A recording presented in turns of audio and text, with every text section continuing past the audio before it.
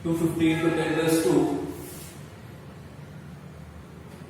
250 into 10 raised to minus 5 असे येते का बघा बरं 250 into 10 raised to minus 5 2.5 आहे म्हणजे 1 2 2 जरा पाठीमागे म्हणजे 2.5 into 10 raised to minus 3 this is your answer म्हणजे कुठला ऑप्शन रे तुम्हाला ए मध्ये आन्सर मिळालं तर इथं 2.5 into 10 raised to minus 3 2.5 into 10 raised to minus 3 आपण हे पण फाइंड करू शकतो ते सोडवायचं आहे दाखवणार मी तुम्हाला कसं सोडवायचं ठीक आहे कॅल्क्युलेशन बघा चेक करा कशा पद्धतीने घेतलंय स्क्वेअर साठी आपण रेजिस्टन्स फाइंड करतो स्क्वेअर म्हणजे हा स्क्वेअर झाला आता इथून रेजिस्टन्स म्हणजे इथून आपण काय करतोय इथून आत ढकलतोय इथून बाहेर काढतोय म्हणजे ह्या टोटल स्क्वेअरचा रेजिस्टन्स म्हणजे त्यासाठी लेंथ किती मिळाली L is equal to 0.5 metre मग ह्या स्क्वेअरचा एरिया किती येणार साइड इंटू साइड म्हणजे साइडचा स्क्वेअर साइड इंटू साइड म्हणजे साइड स्क्वेअर त्यामुळे एरिया किती आला ए चा स्क्वेअर आला आणि लेंथ कुठली घेतली तर ह्या स्क्वेअर साठी जी रेक्टँग्युलर फेस जो तुम्हाला इकडचा मिळतोय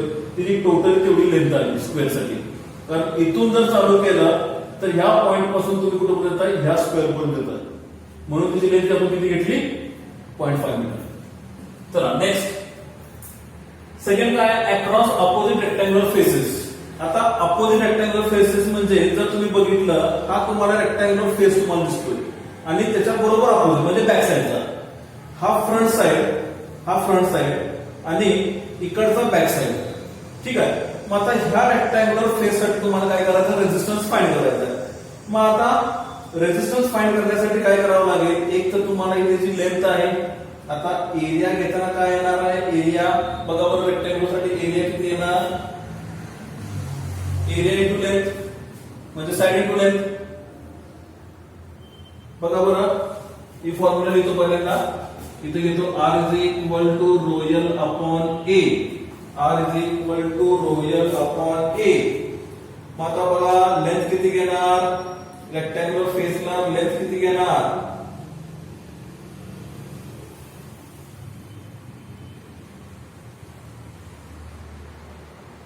सांगा लवकर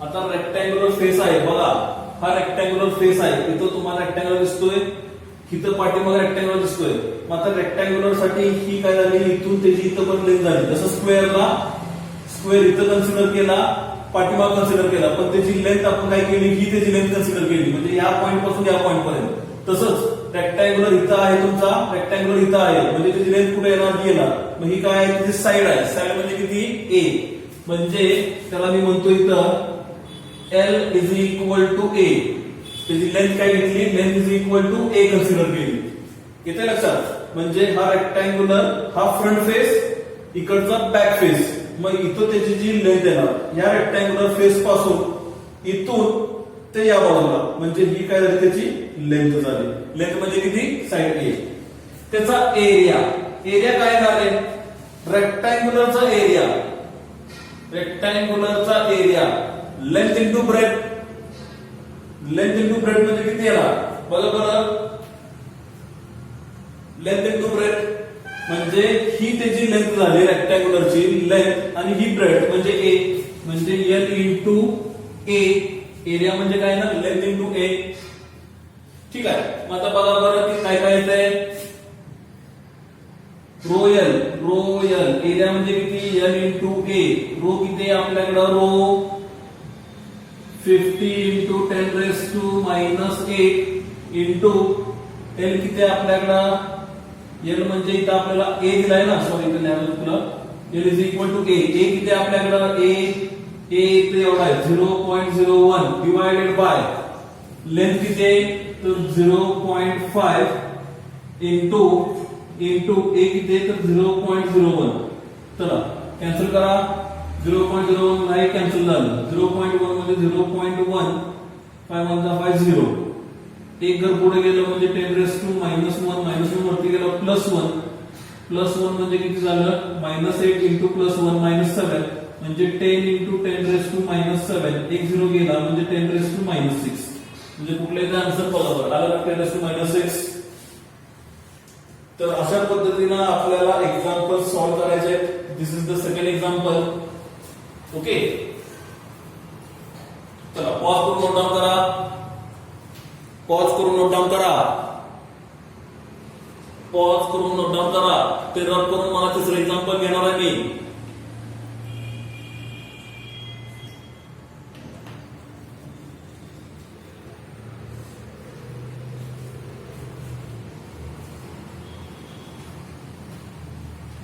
या एक्झाम्पल मध्ये तुम्हाला ब्लॉक व्यवस्थित समजला पाहिजे, त्याचे डायमेन्शन कसे घेतले बघायला आहे, ते महत्वाचे आहे. डायमेन्शन बरोबर आहे, परत त्याचबरोबर लेंथ त्याची साईज कशी कशी घेतलेत हे महत्वाचं आहे.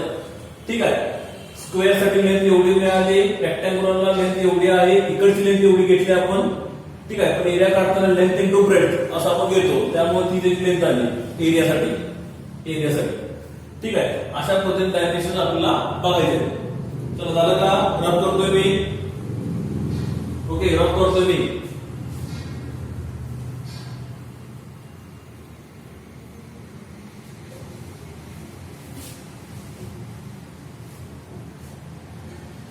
चला तिसरं एक्झाम्पल बघा. 3 इक्वल रेझिस्टर्स, म्हणजे 3 रेझिस्टर दिलेत, ते कसे तिन्ही पण इक्वल आहेत. म्हणजे R1 equal to R2 equal to R3 equal to R. Okay, connected in series across a source of EMF together dissipated 10 watts. म्हणजे 3 रेझिस्टर सिरीज मध्ये जोडले, ते मी दाखवतो. 1 2 3 रेझिस्टर सिरीज मध्ये जोडले, हे त्याचं कनेक्शन. ठीक आहे. तिथं काय झालं, तिथं पॉवर डिसिपेट झाली. किती वॅटनं? 10 वॅट्सनं. What would be the power dissipated if same resistors are connected in parallel? म्हणजे सिरीज मध्ये जोडल्यानंतर पॉवर किती डिसिपेट झाला, तर पॉवर किती तुमचा 10 वॅटनं डिसिपेट झाला.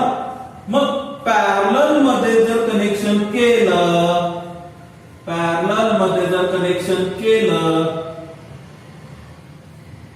तर इथं पॉवर किती डिसिपेट होणार ते आपल्याला काय करायचंय, फाइंड करायचंय. मग काय करणार, कसं करणार, बघा बरं, जरा डोकं चालवा. काय करावं लागेल, इकडचं रफ करतो, म्हणजे आता हे सॉल्व आपण या बाजूला करूया.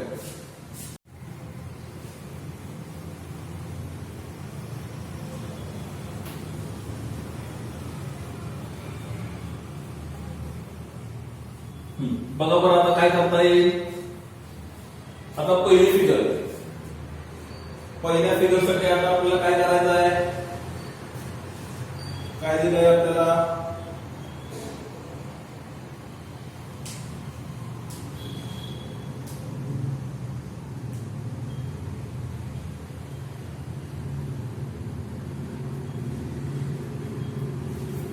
तर बघा क्वेश्चन पर्यंत रीड करतो. 3 इक्वल रेझिस्टर्स, ह्याला मी R म्हणतो, ह्यालाही R म्हणतो, ह्यालाही R म्हणतो. कनेक्टेड इन सिरीज मध्ये जोडले across a source of EMF, म्हणजे इथं आपण EMF जोडला. Source of EMF together dissipated 10 watts of power, म्हणजे इथं पॉवर किती सांगितलं त्यांनी, 10 वॅट सांगितलं. What would be power dissipated if same resistors are connected in parallel. मग जर पॅरलल मध्ये जर कनेक्शन केलं तर आपल्याला तिथं किती एनर्जी डिसिपेट होईल हे आपल्याला पॉवर मध्ये फाइंड करायचं आहे. मग आता पॉवरचा फॉर्म्युला काय आहे, पॉवरचा formula P is equal to I square R is equal to V square upon R is equal to VR. हे 3 फॉर्म्युला आपल्याला त्या पॉवरसाठी आपल्याला माहिती आहे. मग आता मी तुम्हाला एक हिंट पण दिली होती, ज्या वेळेला सिरीज मध्ये रेझिस्टन्स असेल तर काय सेम राहणार आहे, काय डिफरंट राहणार आहे, तर इथं तुम्हाला करंट सगळीकडे सेम मिळेल. ठीक आहे, करंट तुम्हाला सगळीकडे सेम मिळेल. पोटेन्शियल तुमचं काय होणार आहे, डिवाइड होणार आहे. पोटेन्शियल तुमचं काय होणार आहे, डिवाइड होणार आहे. मग आता त्यासाठी आपल्याला काय करायचं, कोणता फॉर्म्युला युज करायचा आहे, तुम्हाला मी सांगितलं होतं. सिरीज मध्ये असेल तर I स्क्वेअर R, सिरीज मध्ये असेल तर I स्क्वेअर R, पॅरलल असेल तर V स्क्वेअर R होणार, कारण तिथं पोटेन्शियल सेम राहते. ठीक आहे, पण काही एक्झाम्पल असे असतात की तिथं कुठलाही फॉर्म्युला वापरला तरी चालतोय. मग आता इथं काय सांगतोय बघा मी, आता इथं तुम्हाला काय करायचं आहे, पॉवर तुम्हाला फाइंड करायचं आहे. सिरीज साठी डिसिपेट झालेला पॉवर किती येतोय, आणि त्याचबरोबर इथं पॅरलल साठी किती येतोय, तर मी जर एक फॉर्म्युला मी युज केला, आता इथं पॉवर आहे, इथं आर आहे, इथं आर आहे, इथं तर काही येतच नाही, करंट येत नाही, म्हणजे VI चा फॉर्म्युला युज करू शकत नाही, करंट तर दिलेला नाही त्यामुळे हा पण युज करू शकत नाही. आता V म्हणजे इथं EMF आपण घेऊ शकतो, ठीक आहे, कारण EMF दोन्हीकडे सेमच आहे, EMF दोन्हीकडे सेमच आहे, त्यामुळे कुठला फॉर्म्युला युज करायचा, तर P V² आपण R चा फॉर्म्युला युज करायचा. करंट आपल्याला दोन्ही ठिकाणी सांगितलेलं नाही, त्यामुळे करंट इथं आहे, त्यामुळे हा फॉर्म्युला गेला, इथं पण करंट आहे, हा फॉर्म्युला गेला. मग आता V म्हणजे पोटेन्शियल, इथं EMF दिलाय ना, तो EMF आपण घेऊ शकतो, दोन्ही ठिकाणी EMF तुमचं सेम आहे, त्यामुळे मी फॉर्म्युला काय वापरतो, P V² R इक्विव्हॅलेंट, ठीक आहे, हा R इक्विव्हॅलेंट. मग सिरीजचा फॉर्म्युला काय आहे, RS R+R+R, म्हणजे किती येतंय, 1R 2R 3R, म्हणजे इथं पॉवर V² आपण किती 3R आला, बरोबर, 3R आला. त्याचबरोबर जर पॉवर किती सांगितलं त्याचा इक्विव्हॅलेंटला पॉवर 10 सांगितलाय का, 10 सांगितलाय का, म्हणजे किती येतं पोटेन्शियल इथलं,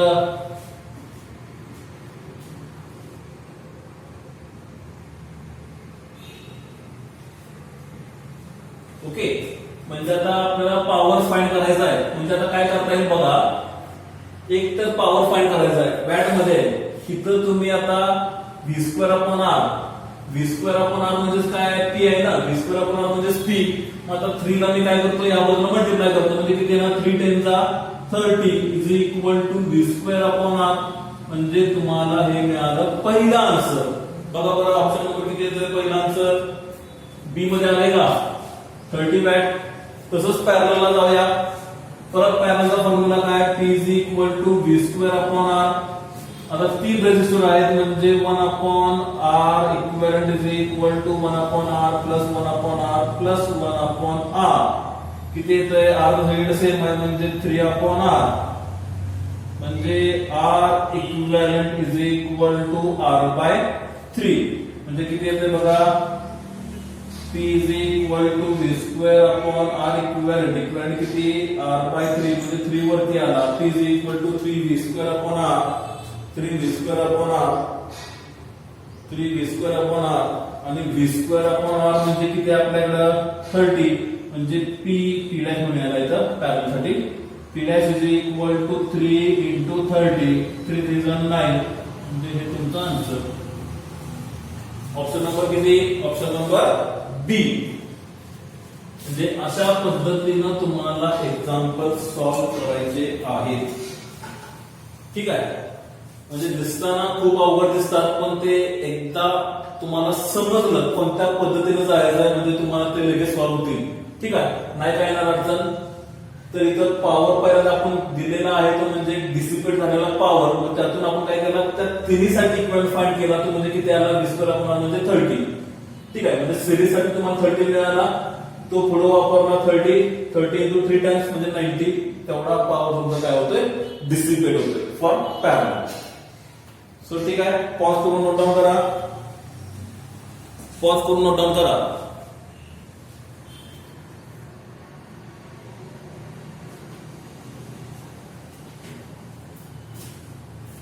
तर आज आपण आता इथंच थांबतोय.